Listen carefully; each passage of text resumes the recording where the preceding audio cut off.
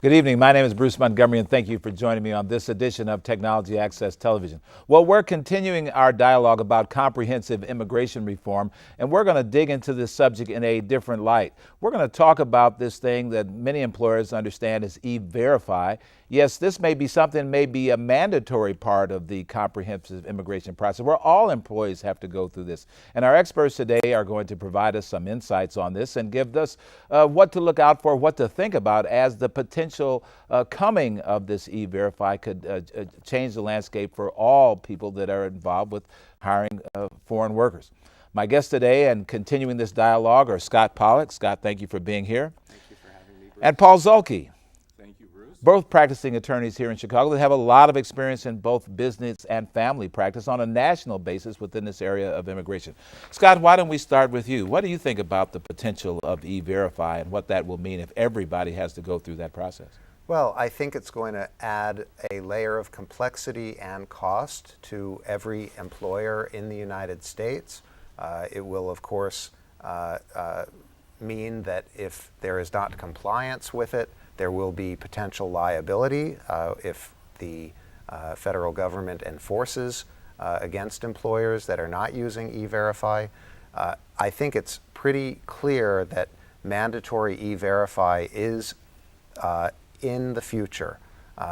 It's certainly part of the Senate bill that passed, and it has been, I think, a particular pet project of President Obama since he was running for president back in 2008. He made it part of his platform. He wanted comprehensive immigration reform, and he articulated that this was going to be, mandatory EVerify was going to be part of that. Paul, what are your clients saying about their experience with EVerify, and what are you commenting about that? Many of my clients are larger clients, and all federal contractors are required, have been required for a couple of years to participate in the EVerify system. So for them, this is old news. They've already had their transition pains. I think a congressionally mandated EVerify will disproportionately impact medium and small businesses, and I would be fairly certain that the political pushback from that business sector as it trickles down over several years will be significant. The other thing that a lot of people don't realize about EVerify is that it is not a safe harbor in terms of knowing that all of your workers are in fact legally authorized to work in the United States. One of the greatest shortcomings of the EVerify system is it does not protect against identity theft. So that, well, data integrity is what it's all about in a data-based system. So then what, the way, could you just speak to the process right now? In fact, just give us an example when someone applies and a company uses EVerify. What part does the employee play and what part does the employer play in that process? Sure. Well, the EVerify is a federal database that combines information received from the Department of Homeland Security, in particular the U.S. Citizenship and Immigration Services, or USCIS, which contains the immigration status information, and the Social Security Administration, which contains information about who is authorized and who has been issued a Social Security number. So an employee applying for a job with an EVerify company, they would basically be doing their I-9 processing. Well, they do the I-9 form, but they also do the EVerify check. If the Social Security database and the USCIS databases confirm that the person is an authorized worker, then they're good to go. But then if there's some glitch, either the person is not authorized to be employed in the United States, or there is some other kind of discrepancy. Maybe there's a data entry problem, a miskeying of the Social Security number, or if even something as simple as someone who is registered in the Social Security system under their maiden name and now they are using a married name, there may be what's called a tentative non-confirmation. And when that pops up, then the employer is supposed to give the job applicant time to rectify. They're supposed to check whether or not the data was properly entered, and there's a certain amount of time that the employee has to work with the government to try and show that it is it should be confirmed rather than a non-confirmation. Yes. So Bruce, could I add something to Please. Scott? Taking a little trip down memory lane, the I-9 was a creation of the 1986 Immigration Reform and Control Act, and historically it has always been a paper-based process. What has happened with the advent of EVerify, particularly with the federal contractors, the larger companies that have been forced over the last few years to go into this system, is they have found staying in the paper environment while completing a paper form and then going online as a direct enrollee in the EVerify system has the practical effect of doubling the amount of time that they're spending in this paperwork compliance program.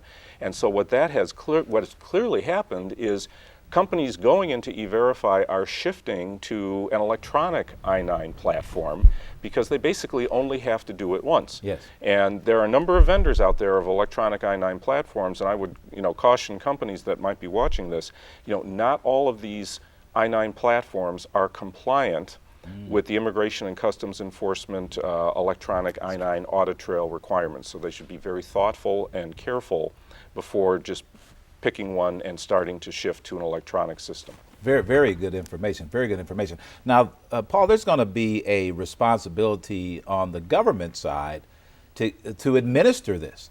And so how many people are being put through the system, and how many more potential people will be put through the system if this becomes a requirement? Right now, the total number of U.S. workers that are being run through the EVerify system because their prospective employers are enrolled is extremely small. Okay. And one of the great fears, and I think it is a bipartisan fear, is that the Department of Homeland Security needs time to phase in the entire U.S. workforce. And I think the timelines that are envisioned are in the neighborhood of 5 years. But there are many on Capitol Hill who are concerned that even at that extended timeline that the system is not going to be able to handle it, and also a great concern on database errors. The Homeland Security database is not perfect, nor is Social Security. As Scott mentioned earlier, people change their names, they use 2 last names, they get divorced. There's a lot of confusion, and I think what we will see as EVerify spreads throughout the business community, that there will be more and more tentative non-confirmations, which in plain English mean you're not coming to work, or you're going to lose your job if you don't fix this in 10 days. That's a hard sell to the American public. Okay.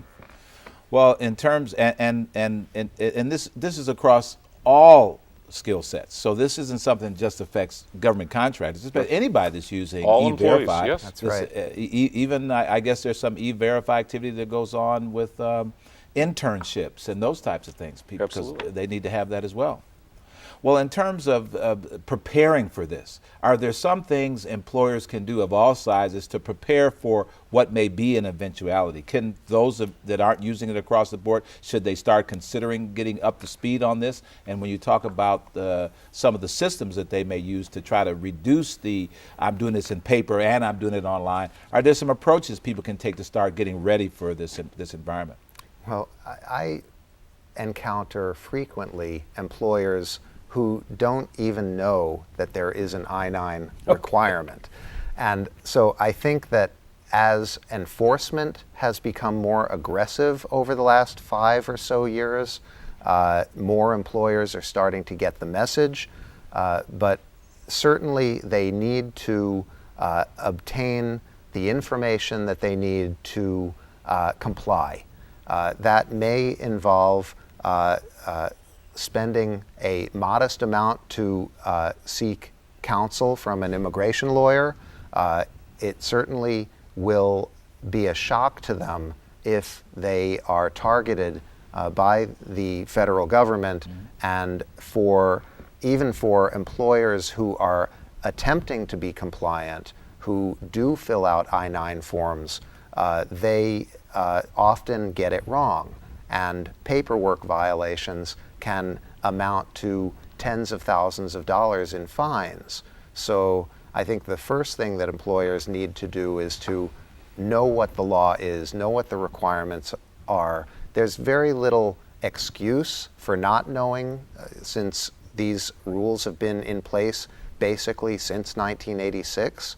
I think a lot of employers, because there's been such lax enforcement generally, a lot of employers don't know what the rules are, or if they have heard something about it, they feel a certain comfort level in not complying.